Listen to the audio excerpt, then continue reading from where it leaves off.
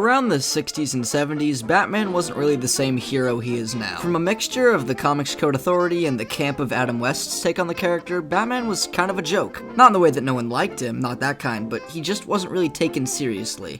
You know those cartoon frames that people will make skits with? You want to go there? You know what, this might be a bit dark, but what have your parents had prep time, huh? Some of those are from the 70s Batman show. For a while, Batman was no different than your regular Scooby-Doo gang. That was until comic writer and illustrator Frank Miller, creator of Sin City, 300, and contributor to things like Daredevil and Spider-Man, released this: Batman: The Dark Knight Returns. A dark, gritty story with a unique art style and great writing meant to make the Caped Crusader cool again. If you look up Batman's best and most iconic stories, this one will be there. Even if you look up DC's best, it'll be there. Since its release, Dark Knight has inspired tons of other stuff. It actually laid a lot of the groundwork for Batman vs. Superman. Maybe a little too much groundwork. Why did you say that, nerd? But in 2013, a direct-to-video animated project was released adapting the comic. And by popular demand, that's what we're talking about today. I'm going back to the old ways for this comparison, so I'll just be going through the story and talking about what's different as we go on. So with all that aside, let's get started. We open during a race in Gotham. Bruce Wayne is in a car, going too fast until eventually it crashes. This segues into a news report explaining the background for the story. Gordon is about to retire, and crime is running rampant due to a new gang called the Mutants, and the fact that it's been 10 years since Batman has disappeared, with some people not even believing he was real. Then we see those aforementioned characters having dinner together. Gordon knows that Bruce was Batman, and both are clearly old friends at this point, and they're written as such, which is nice to see. Then as Bruce is walking home, he's approached by the Mutants, and here we get to see just how much more brutal this version of Gotham is than the original. Police can barely contain situations, and these new villains, the Mutants, are violent and remorseless. The days of your classic bad guy are gone, and now you have these serial-killing monsters. Bruce himself is also a lot more depressed. He quit being Batman because his second Robin was killed by the Joker. He hasn't spoken to Nightwing in years, and he keeps getting flashes to the night his parents were killed. I just realized I spelt night with a K in that sentence. Man, I have an issue. Anyway, Bruce is able to scare off the Mutants, so he returns home. Alfred sees him looking at the Robin suit, and later that night, he has an inner conflict outside in the rain, mixed with more flashbacks to his parents' death. And that's enough to finally get him to become Batman again.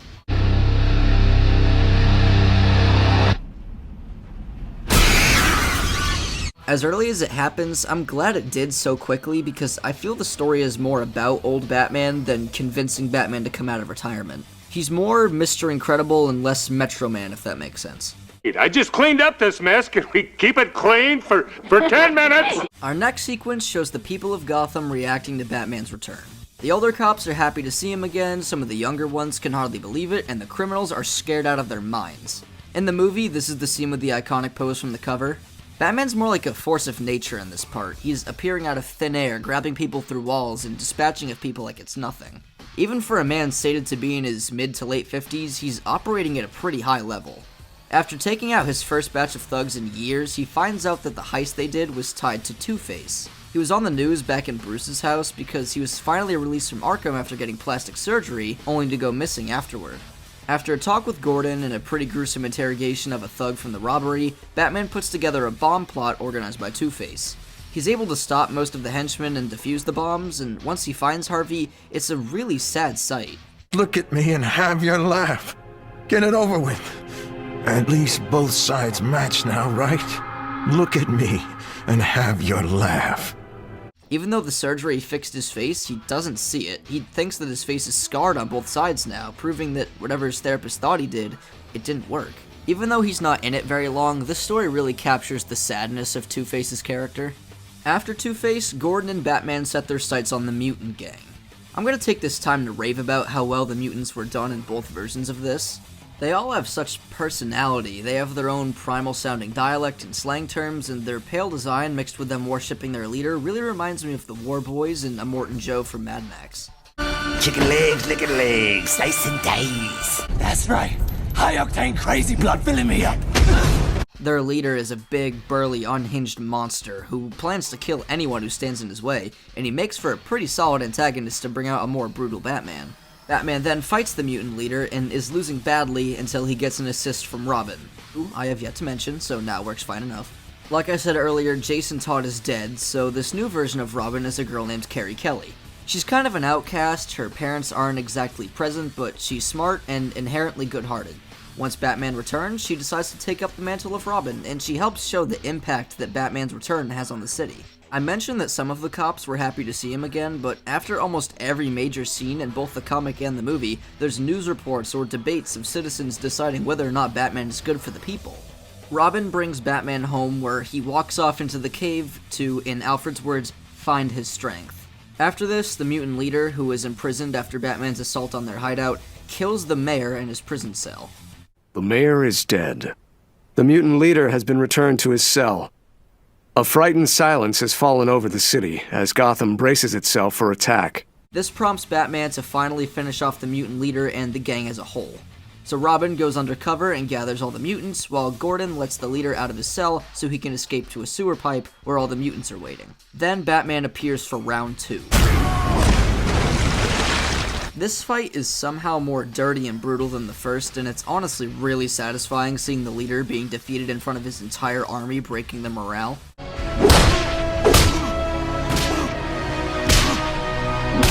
Once he is defeated, the gang breaks up into smaller groups, one of them being vigilantes named the Sons of Batman, who fight crime.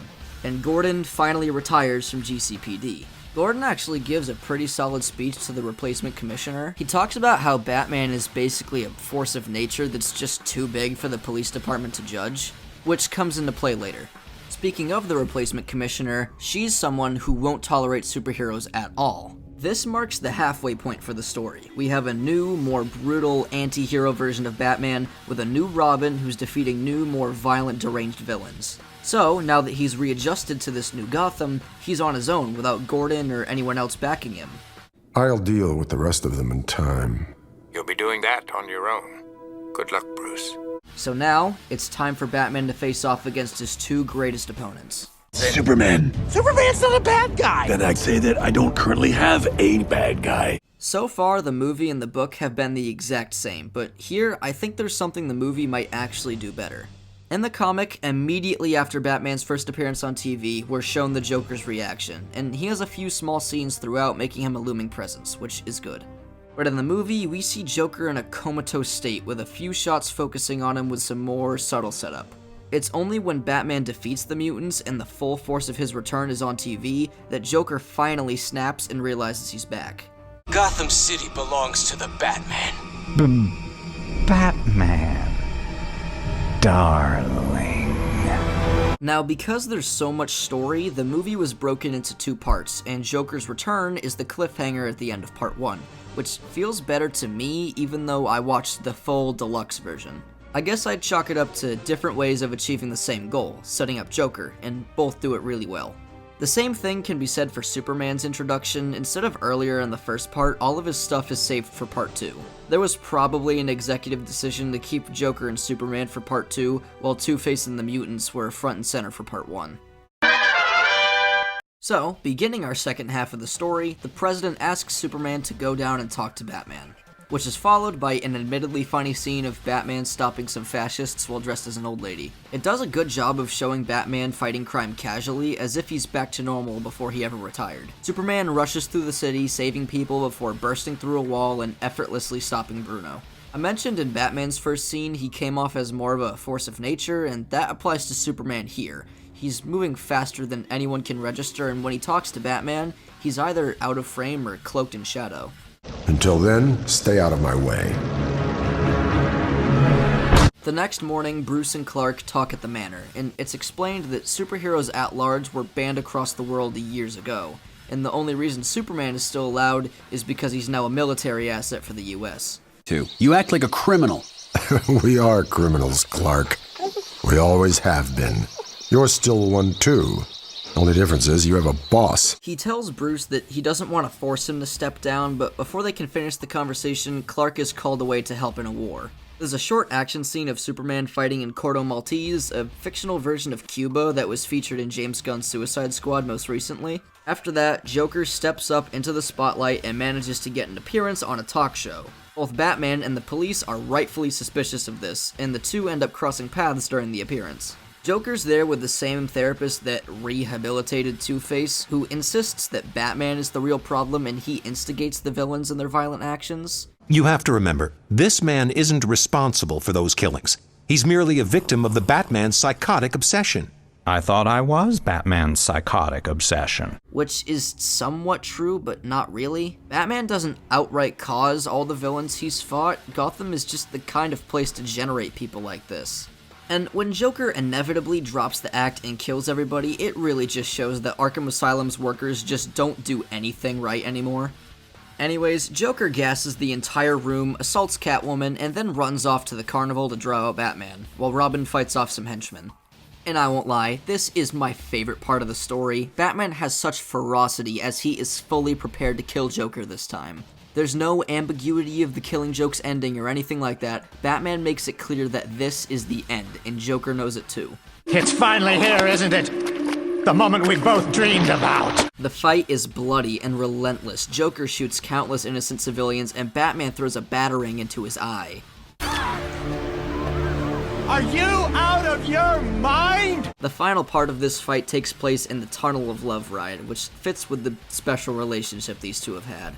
Batman snaps Joker's neck, but it doesn't exactly kill him, so he says some final words to the Dark Knight before finishing the job himself. See you in hell.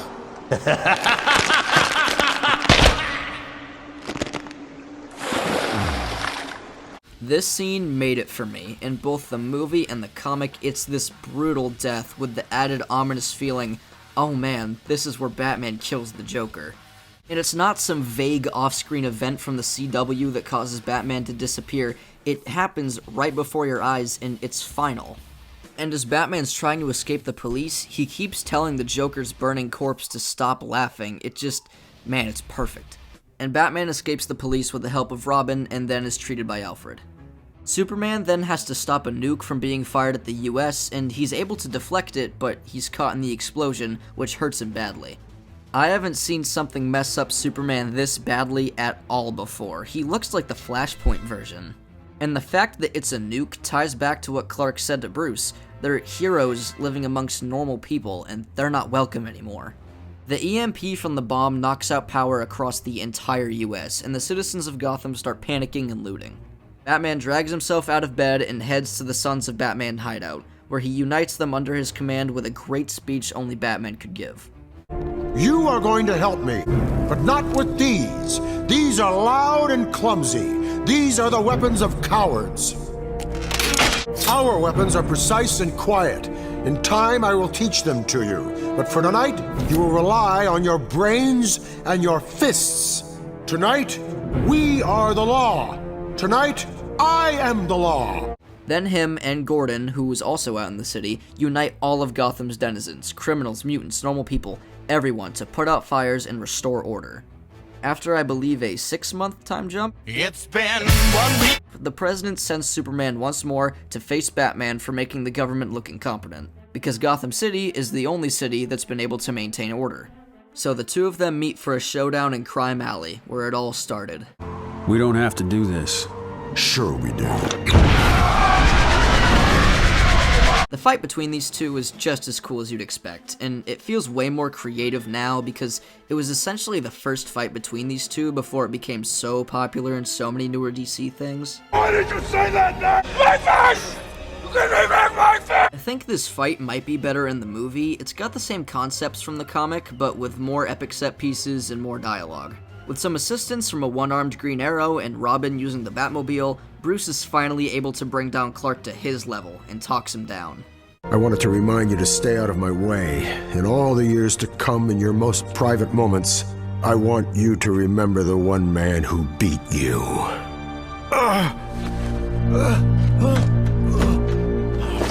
Bruce! That's until he suffers from a heart attack and dies in Superman's arms. As this happens, Alfred destroys Wayne Manor before having a stroke and passing on, ending the legend of the Batman forever. At Bruce's funeral, Gordon and Clark share a few words before he hears a faint heartbeat. He looks at Robin for a moment and then winks, walking away. We then see Bruce, Green Arrow, Robin, and the Sons of Batman building a new Batcave underground, bringing about a new age of crime fighting in Gotham. Pretty great ending in my opinion. Superman knows Bruce is alive, but respects him enough to keep away from now on, and the legend of the Batman is finally finished, making room for a new myth. And of course, this story succeeded in making Batman look like the coolest guy ever. Technically speaking, the movie is fantastic. Great soundtrack, animation, and the voice cast is really solid. Similar to The Doom That Came to Gotham, but without most of those random choices, which weren't bad, but still. This time around, Batman is voiced by Peter Weller of RoboCop fame. He's got great delivery and range, and his voice lends itself well to this more militaristic, brutal Batman. Other names include D. Bradley Baker as one of the mutants. Leader Billy Berserk, Rob. He pegged Batman, you see. He has a special place in my heart for playing all of the clones in Clone Wars. Yuri Lowenthal as one of the Sons of Batman. This is our moment! Frank Weller, James Arnold Taylor, Tara Strong, and Rob Paulson were all in there somewhere. And there's also Michael McKean as Joker and Harvey's therapist. Again, with the Better Call Saul actors, I just don't understand it. You think this is bad? This chicanery? Aside from that, there weren't too many recognizable names, which I like, because I discovered quite a few VAs I really liked. Michael Emerson did a really cool take on the Joker, and Gary Anthony Williams blew me away as the mutant leader. Show yourself! Face me, fool, and I will kill you! And there's also, Michael Jackson as Alfred.